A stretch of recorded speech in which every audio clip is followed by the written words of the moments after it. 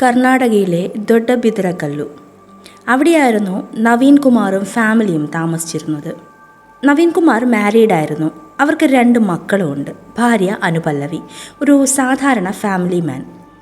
ഒരു floor mill ഷോപ്പായിരുന്നു Naveen കുമാറിൻ്റെ business. ജോലിയും ഫാമിലിയും ഒരുപാട് ഇഷ്ടപ്പെടുന്ന ഒരു സാധാരണക്കാരൻ. മക്കൾക്ക് കൊടുക്കാവുന്നതിൽ വെച്ച് ബെസ്റ്റ് എഡ്യൂക്കേഷൻ കൊടുക്കണമെന്ന് നിർബന്ധമുള്ള ഒരച്ഛൻ. ഈ ഫ്ലോർ മിൽ ബിസിനസ് കൂടാതെ വൈകുന്നേരം ടാക്സി കാർ കൂടെ ഓടിക്കുമായിരുന്നു. ഇങ്ങനെ 2 തരം ജോലികൾ ചെയ്യുന്നത് കൊണ്ട് നവീൻ കുമാറിന് ഫാമിലിയിലെ എല്ലാ ആവശ്യങ്ങളും സാധിച്ചു കൊടുക്കാൻ പറ്റി. അങ്ങനെ അന്നും 2022 ജൂലൈ 23 നവീൻ ടാക്സി എടുത്ത് ആദ്യം മില്ലിലെത്തി. അത് കഴിഞ്ഞ് വൈകുന്നേരം ടാക്സി സ്റ്റാൻഡിലുമെത്തി. പക്ഷേ അന്ന് ടാക്സി ഓട്ടം കിട്ടിയ നവീൻ തിരിച്ച് വീട്ടിലെത്തിയില്ല. നവീനെ കാണാതായതുകൊണ്ട് ഭാര്യ അനുപല്ലവി ഫോൺ ചെയ്തു. പക്ഷേ നവീൻ ഒരിക്കലും കോൾ അറ്റൻഡ് ചെയ്തില്ല. Welcome back to my channel. My name is June. Welcome to the story.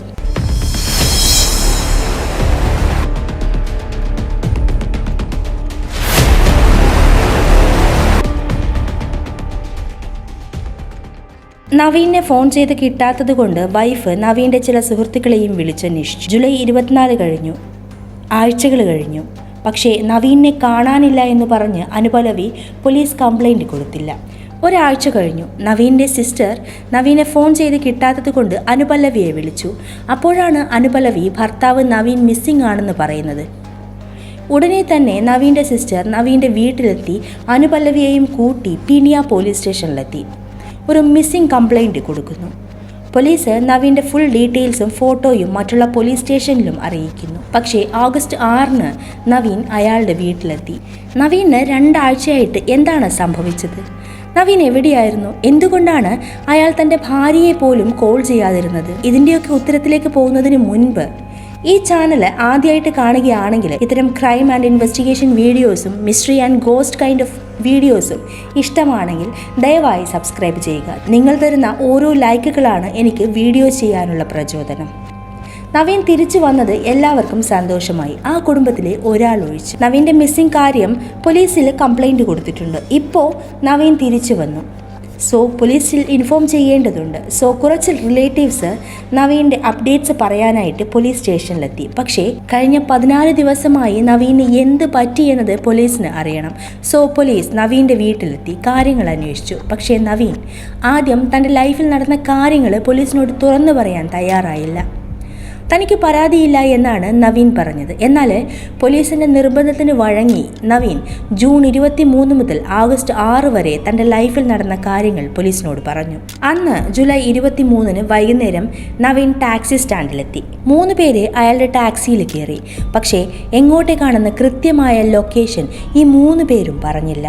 അവർ വഴികൾ പറഞ്ഞു കൊടുക്കുക മാത്രമാണ് ചെയ്തത്. കുറേ ദൂരം പോയി കഴിഞ്ഞിട്ടും എങ്ങോട്ടാണ് പോവേണ്ടതെന്ന് നവീന് മനസ്സിലായില്ല. സമയം അധികം ആയതുകൊണ്ടും നവീൻ വണ്ടി നിർത്തി. എന്നിട്ട് പറഞ്ഞു, ഇനി വണ്ടി പോവില്ല, നിങ്ങൾ ഇവിടെ ഇറങ്ങിക്കോളൂ എന്ന്. പക്ഷേ അവർ 3 പേരും നവീനെ കത്തികാട്ടി ഭീഷണിപ്പെടുത്തി. കാർ കുറച്ച് റിമോട്ട് ഏരിയയിലേക്ക് കൊണ്ടുപോകാൻ പറഞ്ഞു.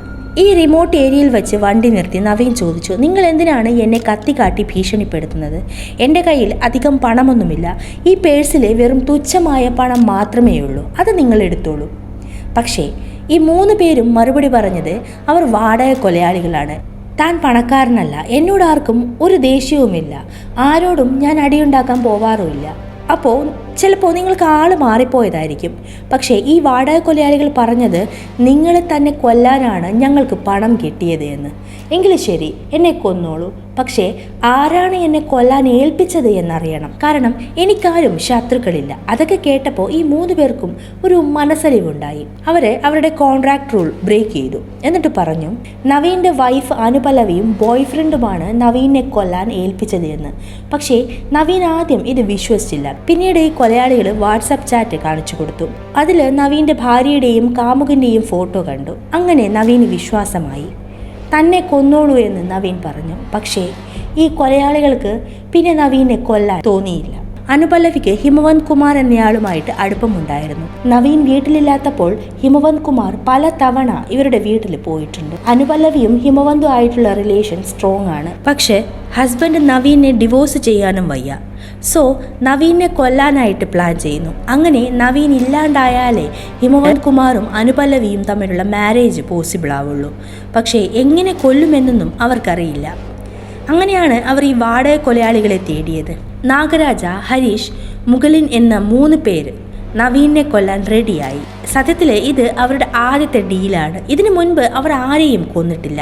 2 ലക്ഷം രൂപയ്ക്ക് അവർ ഈ കോൺട്രാക്റ്റ് ഏറ്റെടുത്തു. മാത്രമല്ല നവീനെ കൊന്ന് ബോഡി ആരും കണ്ടുപിടിക്കാത്ത രീതിയിൽ മറവ് ചെയ്യണമെന്നുമുണ്ടായിരുന്നു. പിന്നെ നവീനെ കൊന്നു കഴിഞ്ഞാൽ ഡെഡ് ബോഡിയുടെ ഫോട്ടോ വാട്സാപ്പ് ചെയ്യണമെന്നും കോൺട്രാക്റ്റിലുണ്ട്. അഡ്വാൻസ് എമൗണ്ട് ആയിട്ട് 90,000 രൂപ ഈ വാടക കൊലയാളികൾക്ക് അനുപല്ലവി കൊടുത്തു. മാത്രമല്ല അനുപല്ലവി നവീൻ്റെ റുട്ടീനൊക്കെ പറഞ്ഞു കൊടുത്തിരുന്നു. അങ്ങനെ 3 പേരും ജൂലൈ 23-ന് നവീനെ കൊല്ലാനായിട്ട് വണ്ടിയിൽ കയറി. പക്ഷേ നവീൻ്റെ പെരുമാറ്റം കണ്ട് 3 പേർക്കും മനസ്സലിവ് തോന്നി. അവർക്ക് ബാലൻസ് പണം കിട്ടാനായിട്ട് ഒരു ഗ്രോസറി ഷോപ്പിൽ നിന്നും ടൊമാറ്റോ സോസ് വാങ്ങി അത് നവീൻ്റെ ബോഡിയിലും കയ്യിലും മുഖത്തും ഒക്കെ ഒഴിച്ചു. നവീൻ മരിച്ചതുപോലെ കിടന്നു. ദൂരെ നിന്ന് ഈ സോസ് ബ്ലഡ് ആണെന്ന് തോന്നുന്ന ആംഗിളിൽ ഫോട്ടോസ് എടുത്ത് അനുപല്ലവിക്കും ഹിമവന്ത് കുമാറിനും അയച്ചു കൊടുത്തു. നവീനെ കഴുത്ത് ഞെരിച്ച് കൊന്നു എന്നും ബോഡി കണ്ടാൽ മുഖം തിരിച്ചറിയാത്ത രീതിയിൽ വികൃതമാക്കി ഡംപ് ചെയ്യുമെന്നും വോയിസ് മെസ്സേജ് ഇട്ടു. നവീൻ മരിച്ച ബോഡി കണ്ടിട്ട് വൈഫ് അനുപല്ലവിക്ക് ഹാപ്പിയായി.